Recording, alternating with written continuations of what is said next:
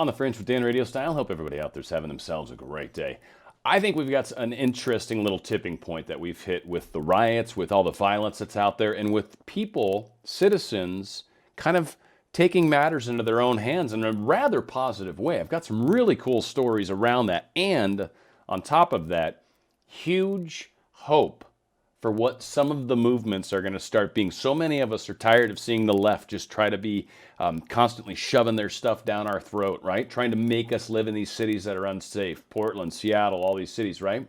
Well, maybe citizens are actually doing something about that. I've got another amazing story around that. I've got some very cool stuff. And then I've got a couple very interesting stories that I think we want to get to just to kind of show what's going on right now, sort of big picture, and some of the outlander stuff. So one thing that's really interesting to me, Ghislaine Maxwell, Ghislaine, however you say it, she's been taken off suicide watch. I don't know if you guys remember with Epstein, it was right after he was taken off suicide watch that he committed suicide.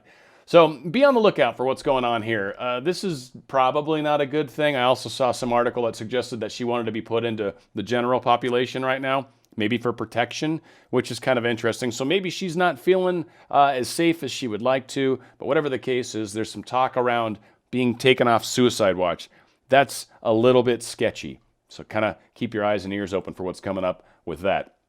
Also, another one of those stories to frustrate you a little bit before we get into some of the good news. I do have some good news, but Wisconsin Democrats are forcing people to wear masks at home.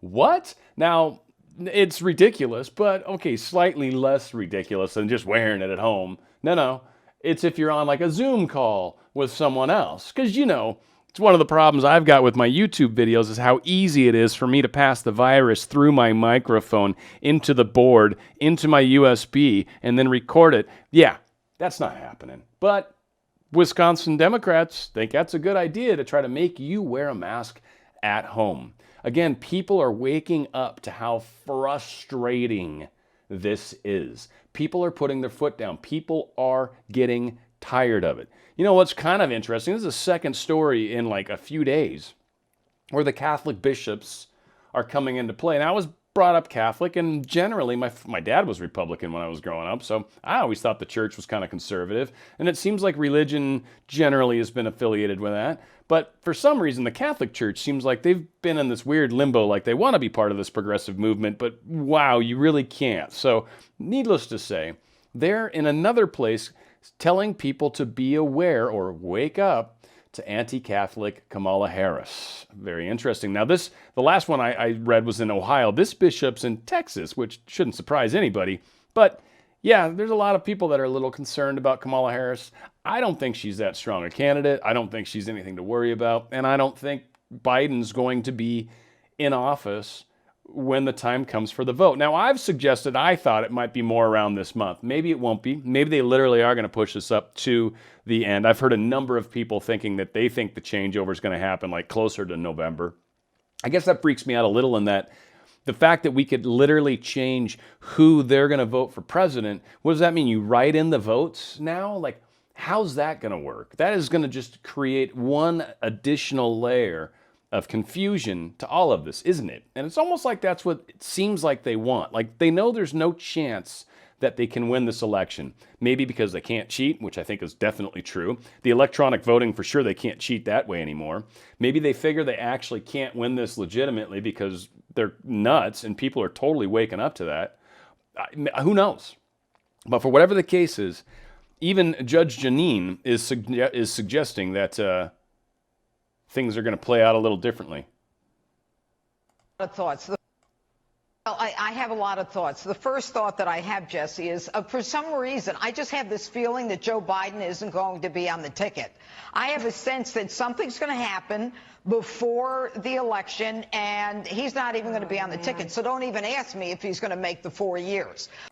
Yeah, and that's the big thing that a lot of people are saying. Just like, don't even bother asking me. So Judge Janine, she's a judge, obviously, but she's on a Fox on the weekends, who's a news anchor there, or whatever you call them, personality. Something else that's kind of interesting, and this is groundbreaking in a large way. Now, Iran's been kind of doing this thing where they've been trying to send oil to Venezuela. They pulled it off one time, and they're under an embargo, a very strict one, I might add, where we're basically saying, no, you can't sell oil to anybody. And they're like, haha, we snuck one through, neener, neener. So they decided to plan a second one. And this time they, basically said, yeah, this is just going to be normal, no big deal. We're just going to do our thing. And as they were doing their thing, somehow the United States worked out a deal, went to the courts to make sure we felt it was legal anyway. I don't think we went to international courts, but whatever. But we filed a lawsuit and we basically seized 4 of their vessels. We took 4 of their boats at sea and without any sort of military intervention, supposedly. That's what the story is claiming, that absolutely no military intervention happened whatsoever, that they took these boats in a peaceful manner, and they are right now like a day or 2 away from pulling up in port in Houston, Texas. 4 tankers full of oil we just stole. Now, you think they're probably going to Houston because that's one of the places capable of offloading large quantities of petrol or large quantities of crude oil? I'm kind of leaning in that direction. So, what's going on right now with all these state police? So in the case of Portland, again, Ted Wheeler, I think is his name, the mayor, the governor, whatever. I mean, everything is just ridiculous in Portland. I think they're up to about 80 days right now of riots, peaceful protests. I'm saying that in finger quotes because it's not. It's absolutely not peaceful. There's a lot of very non-peaceful things happening. But essentially the police are being told that no one's getting prosecuted. All these people that they're going out there and dealing with on a night-by-night basis, they're trying to save the public, take these people off the streets. And the very next day, these same people are back because the DA says, I'm not going to really prosecute anybody. So that's just kind of where we're at. We've got a great little thing that Andy put together. I'm not sure if he filmed this or personally or not, but it's a awesome little thing. Let's check this out. Protesters last night were back outside the Justice Center, which houses police headquarters and the jail, also outside the federal courthouse next door. Police say a large explosive and other fireworks were thrown at officers along with rocks and bottles. One officer suffered a severe hand injury. State police were involved at the federal building confrontation as well. After several hours, Portland police used tear gas. There is a growing concern by law enforcement that protest violence now may escalate, since the new district attorney has said he will not be pursuing cases against those arrested if they don't involve deliberate property damage, theft, or force. He says it's not a free pass, but that he's recognizing, quote, the right to speak and have your voice heard. Law enforcement leaders counter, they don't make arrests until there have been hours of damage to property, arsons, and attacks against officers. Multnomah County Sheriff Mike Reese expressed his concern in an email to the new district attorney, saying, quote, I didn't realize riot was one of the charges you were presumptively dismissing. The situation on the street is incredibly volatile, with a really committed group of Antifa anarchists starting fires, damaging property, and assaulting police and community members. They may feel even more emboldened if there's a public statement that appears to minimize their activities. More than 500 people in Portland have been arrested since protests started a few months ago. So far, less than 50 are being prosecuted. Now, I just received word from the Multnomah County District's Attorney's Office that the 2 people who were arrested last night were let go, the filing of a no complaint. That means the court will dismiss the case. So we'll have much more on all this developing coming up tonight at 5. Live in downtown Portland, Lisa Balick, KOIN 6 News. Wow, right? I mean, so I feel like a lot of you guys. I mean, I've made precautions in my life. I've got an insurance plan now because of this craziness that's going on in our cities. In fact, I actually have video here, and this is in Los Angeles in front of City Hall. This is about 45 minutes away from my house. They pulled down George Washington statue. They actually ripped this guy's statue down.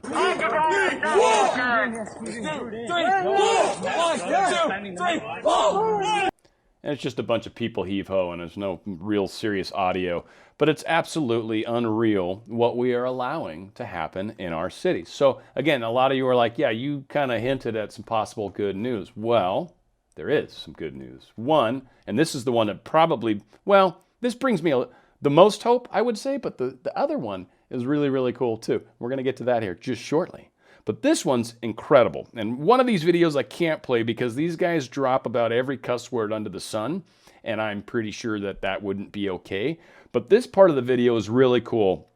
And to paint this a little bit, these gentlemen, I guess Inglewood is considered kind of a bad part of Chicago.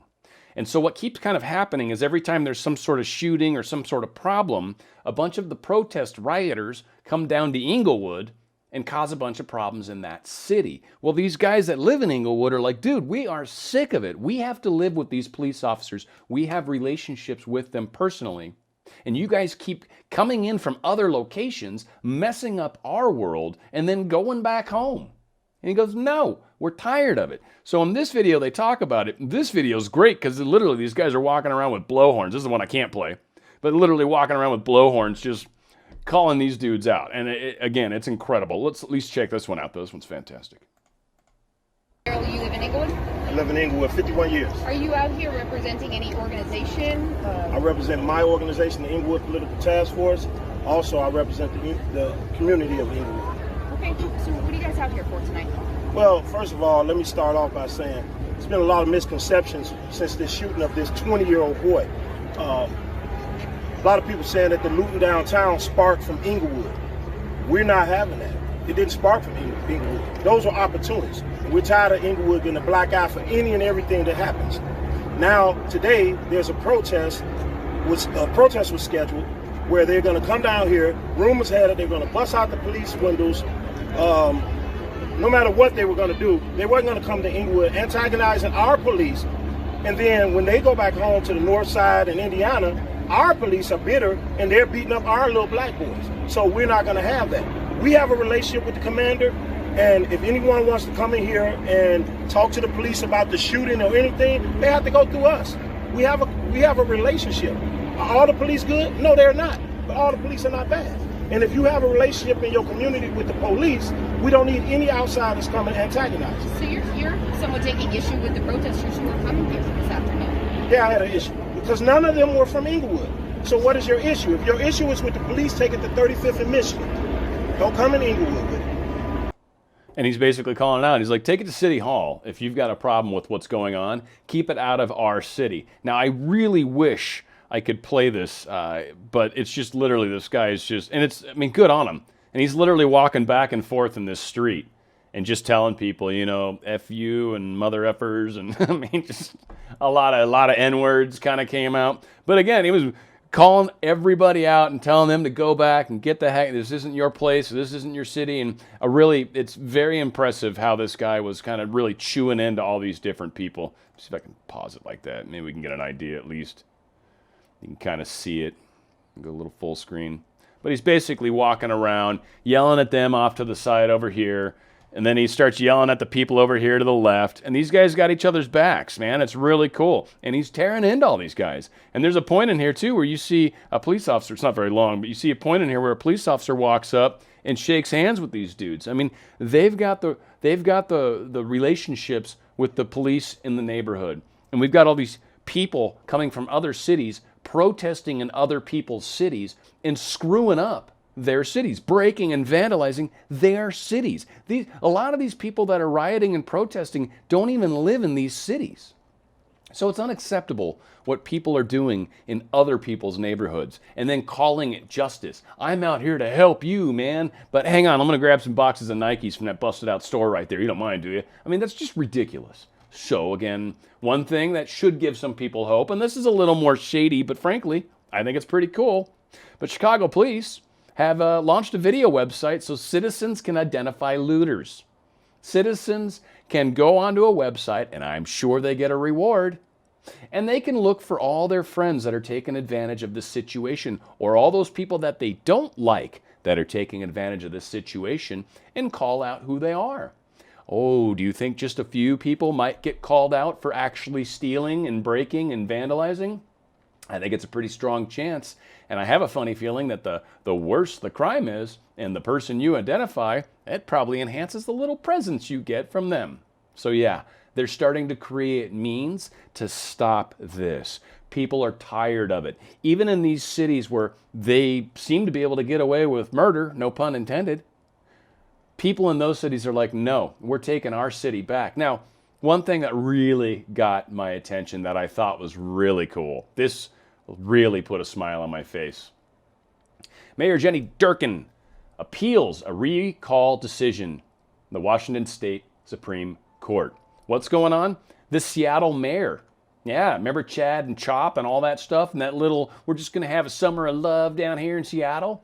Well, that mayor actually had a bunch of people sign a recall petition, and they're rolling forward with it, and she's fighting it in the Supreme Court, which is kind of funny if you think about the people don't want you in office, but she's fighting it in the Supreme Court, that being said. So I guess in the midst of unprecedented challenges for the city, Mayor Durkan has consistently acted to protect the public health and safety of residents during the pandemic, economic devastation, and demonstrations for justice. Says she's been worried about public health and safety? Really? You just shut down a whole section of that Chad Chop area where people were breaking borders, windows, there was rapes, there was shootings, people were being intimidated and beaten up? Safety? I'm not sure that word means, I do not think that means what you think it means, I feel like is what should be said right now. Or do you have 6 fingers on your right hand? So Durkan has argued that this chief of police is not others. Well, Durkan's basically saying it's the chief of police fault for not making the police adjustments that you guys are mad at us for doing, or not doing, she should say. And that everyone else is like, no, you're the boss. You're the boss of the mayor. The police answers to you. It is your job to tell them to do these things, and you didn't. So Mayor Durkan has no legal or constitutional duty to prescribe policies and procedures for the SPD. Instead, the city charter places that duty upon the chief of police, who exercised her authority in a reasonable manner. This is what Durkan's attorney is trying to claim. They are trying to go after that and basically saying, no, that's your job. But again, we have steps in the direction of people finally putting their foot down. And this is something that I am pretty sure we're going to see happening with some of these other mayors who are midterm right now. The mayor of New York, midterm right now. The mayor of New Jersey, midterm right now. The mayor of, or the governor, I'm sorry, of those two states are midterm. The governor of Washington, the governor of Portland, all midterm, meaning they were elected 2 years ago, meaning their next election's 2 years from now. But people are going to recall them early. We're not waiting 2 years. You kidding? You dang near destroyed our cities. You've dang near killed the people that we are living here with. Our neighbors, our friends, our family. And you want us to wait 2 years to get you out of office? No. No. So this is one of those things where if you're in a city and you've got someone taking advantage of things, or you're out in Wisconsin where they're trying to force you to wear a mask even when you're indoors, these are the places where we, as the people, can start to take back control. This is our country. It is we the people. It is governed by we the people, and it is we the people that grant the power to the people that are, quote, in charge. It's time for us to take that back. Where we go one, we go all. It's on the Fringe with Dan RadioStyle.